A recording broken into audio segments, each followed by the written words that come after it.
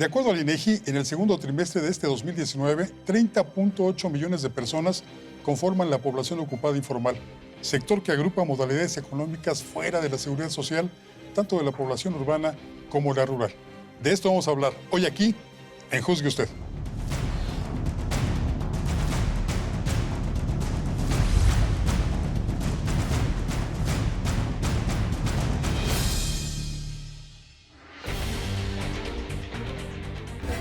Doctor Carlos Miranda, bienvenido, buenas noches. Muchas gracias por la invitación, Paco. Gracias por venir nuevamente. Muchas gracias. Maestro Carlos Norberto Valero, buenas noches, bienvenido.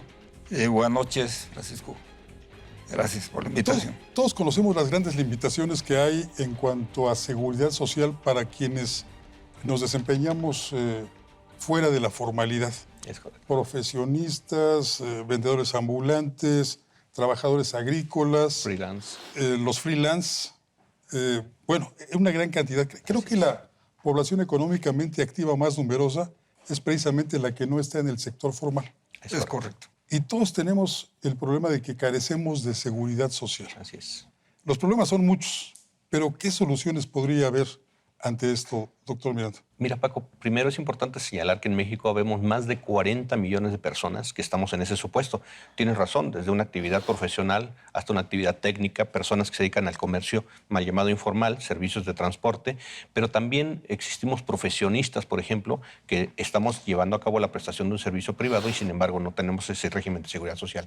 Hoy día es importante señalar que ante esa carencia es preocupante porque nuestros años van pasando, vamos mermando nuestra propia capacidad intelectual y nos vemos obligados a buscar alternativas. Hoy día existe ya la propuesta a través de las sociedades cooperativas, Paco, en donde podemos nosotros a través de esta formalidad integrar a toda esta gama de trabajadores independientes y de esta forma, a través de la sociedad cooperativa, llevar a cabo el pago de las cuotas obrero-patronales que en el régimen formal entendemos es a cargo de un patrón, por conducto de la sociedad cooperativa podría realizarse de tal manera que todas las personas que trabajan por cuenta propia pudieran acceder a todos los beneficios de la seguridad social integral. ¿Está usted de acuerdo, maestro Valero? La cooperativa es una figura que pues, ha ido desapareciendo, en primer lugar, porque en algún momento llegó a desprestigiarse, pero también porque durante la etapa del llamado neoliberalismo la desaparecieron. ¿Revivirla otra vez? Bueno, la ley sigue vigente. Entonces, yo creo que es conveniente para este tipo de proyectos poderlos utilizar, porque la misma ley del Seguro Social permite, pues, está vigente, de que se pueda incorporar como aportaciones voluntarias también las personas en forma individual o organizadas, ¿no? Como es el caso de las cooperativas. ¿Una cooperativa cómo funcionaría, maestro? Bien, aquí la mayoría de las personas que realizamos una actividad por cuenta propia, ya sea llevamos a cabo la comercialización de productos o, en su defecto, la prestación de algún servicio.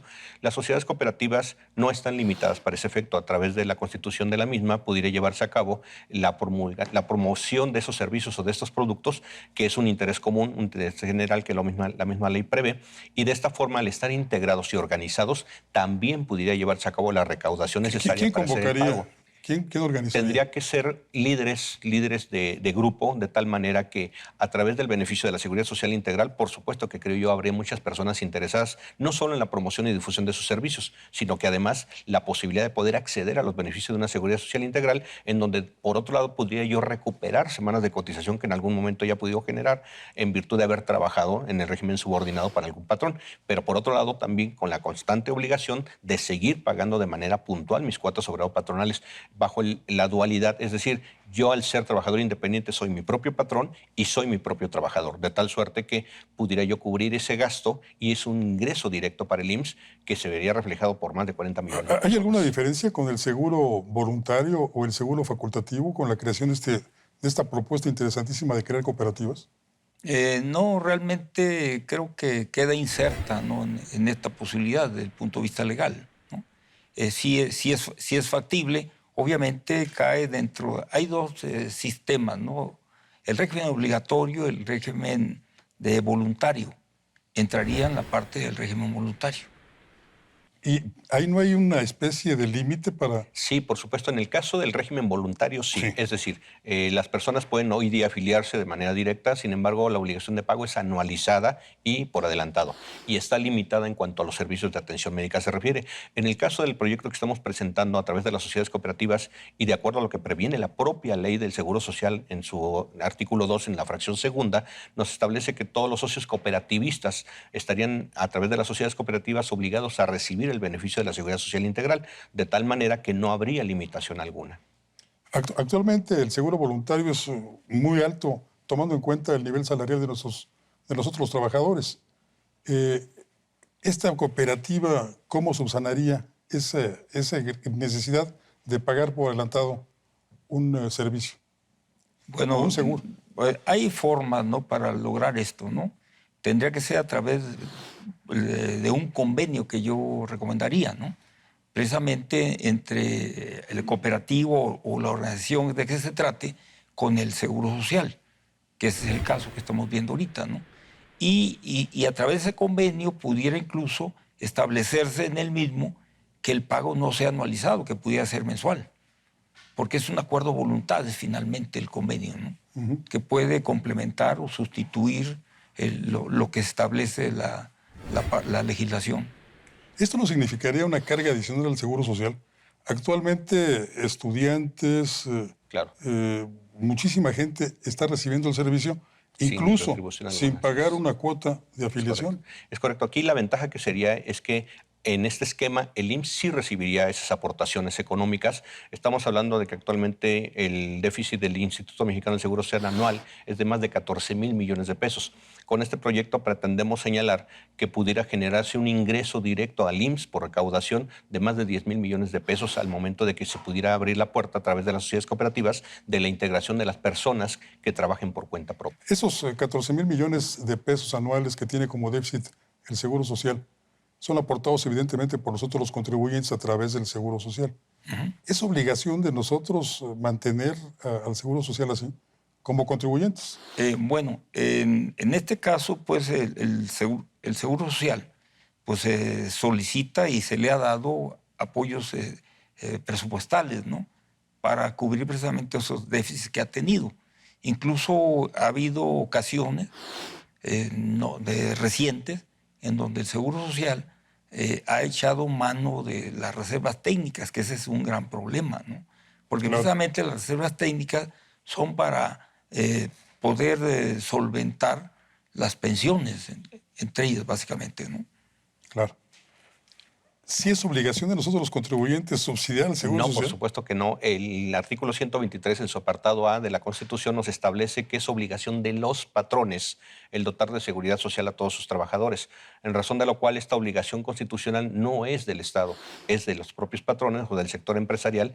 Sin embargo, ante la incapacidad financiera también de ese sector de poder hacer frente a estas obligaciones, el Estado se subroga y en virtud de ello se crea el Instituto Mexicano del Seguro Social y se crea el Infonavit para efectos tanto de seguridad social como de vivienda. Sin embargo, naturalmente, y dadas las obligaciones financieras que se han ido heredando, ya el propio IMSS tampoco es capaz de poder hacer frente a todas esas obligaciones, por lo cual consideramos que ante la imposibilidad de los patrones de hacer frente, bueno, entonces ahora está el sector independiente, que somos nuestros propios patrones. Entonces entendemos que existe esa obligación de nosotros como patrones darnos y dotarnos de seguridad social a través del pago de esas cuotas obrero-patronales, porque nosotros somos nuestros propios patrones y nuestros propios trabajadores. Así que sí podría generarse ese gran beneficio de recaudación de manera formal para el IMSS. Fue demasiado utópica nuestra Constitución en 17 al señalar que los patrones tenían esa obligación de dotar de servicios de seguridad social, de salud, de vivienda incluso a sus propios trabajadores. Bueno, también los trabajadores aportan, ¿no? Es más, en el Código Fiscal se establece pues, de que una de las formas de ingresos son las aportaciones, que es el caso de seguridad social, que es el caso, ¿no? Y de Nosotros vivienda como también. trabajadores aportamos también al Seguro Social, Claro. no solamente los patrones, ¿no? Y de hecho son tres los que aportan. Es el gobierno federal, son los patrones Claro. y también los trabajadores. Pero esto no le resta pues a los patrones una responsabilidad. No, todo lo contrario, porque, insisto, en el caso del sector independiente, nosotros somos nuestros propios patrones y somos los mismos trabajadores, en razón de lo cual estamos asumiendo esa responsabilidad constitucional. Si no trabajo yo bajo el régimen subordinado para un patrón, sino trabajo yo por mi cuenta, yo soy mi propio patrón y en razón de lo cual genero también esa obligación. ¿De qué nivel de aportación estaríamos hablando en una cooperativa? Cantidades mínimas realmente, una mensualidad que no superaría los 1,600 pesos mensuales contra todos los beneficios que pudiera tener cualquier trabajador asalariado.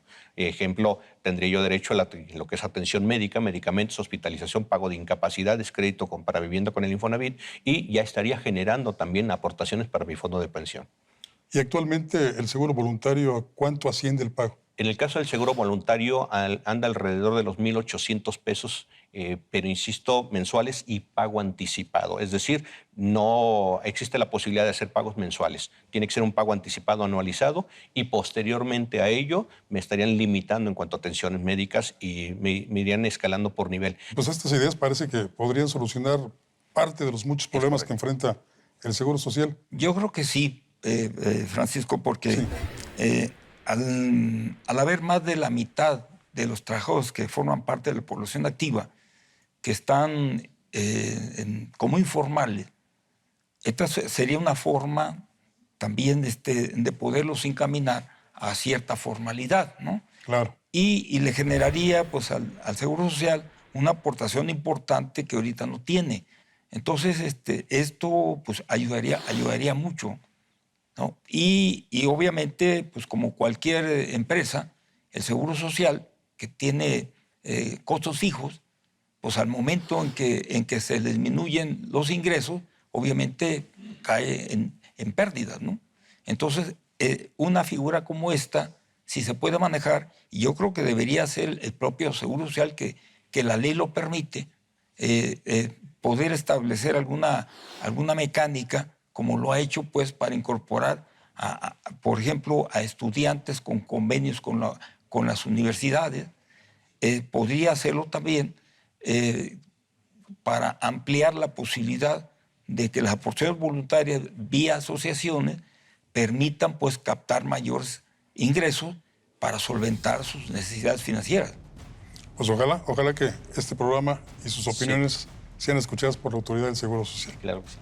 Doctor Miranda, muchas gracias. Paco, muchísimas gracias por la invitación. Gracias, buenas noches. Maestro Valero. Muchísimas gracias. Encantado, Gracias. Francisco. Qué bueno que ya dejamos de hablar de los muchos problemas que enfrenta la seguridad social en México. Qué bueno que hoy los expertos nos hablaron de las propuestas que pueden sacar adelante al Instituto Mexicano del Seguro Social. Eso nos dijeron ellos, pero lo que nos interesa es que juzgue usted. Soy Francisco Rodríguez, le agradezco su atención. Lo invito a que nos reencontremos aquí la próxima semana.